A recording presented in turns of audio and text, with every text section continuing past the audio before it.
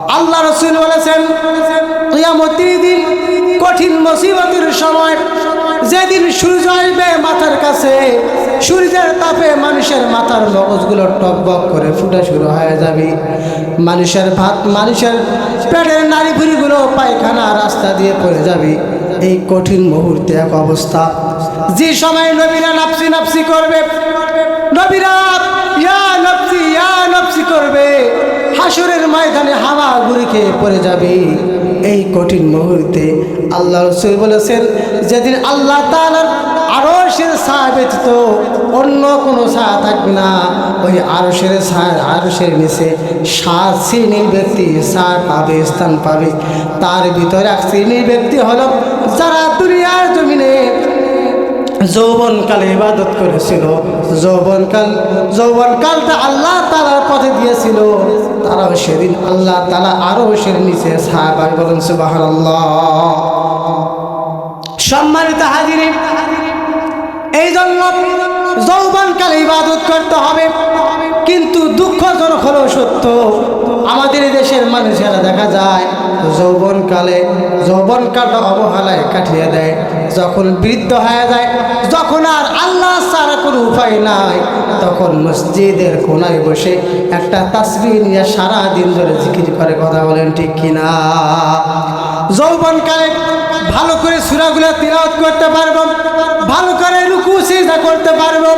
বয়স হয়ে গেলে তখন হাঁটুর ব্যথা, পায়ের ব্যথা, কোমরের ব্যথা, ভালো করে রুকু করতে পারি না।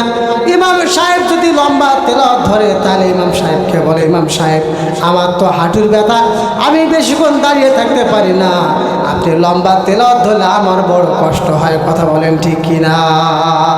এই জন্য যৌবনকালে ইবাদতটা আল্লাহর কাছে গ্রহণযোগ্য বেশি। সম্মানিত হাজিরিন, যৌবনকালটা আল্লাহ তাআলার কাছে কাটিয়ে দিতে হবে। কিন্তু বৃদ্ধ বয়স আমরা আল্লাহ তাআলার পথে সময় দিই, ওই সময়ের ইবাদতটা কিন্তু আল্লাহর কাছে বেশি গ্রহণযোগ্য হবে না। কথা বলেন ঠিক কিনা? কারণ ঠিক মতো রুকু করতে পারি না, ঠিক মতো সিজদা করতে পারি না। রুকুতে বলতে হয় সুবহান রাব্বিয়াল আযীম, ঠিক মতো বলতে পারি না। সিজদা গিয়ে বলতে হবে সুবহান রাব্বিয়াল আ'লা, ঠিক মতো আমরা বলতে পারি না। কথা বলেন ঠিক কিনা? যৌবনকালে ইবাদত করার বলেন দরকার আছে না না? আমাদের দেশে যে প্রাইমারি স্কুলগুলো আছে, তারা যৌবনকালটা সরকারের কাজে দিয়ে দেয়।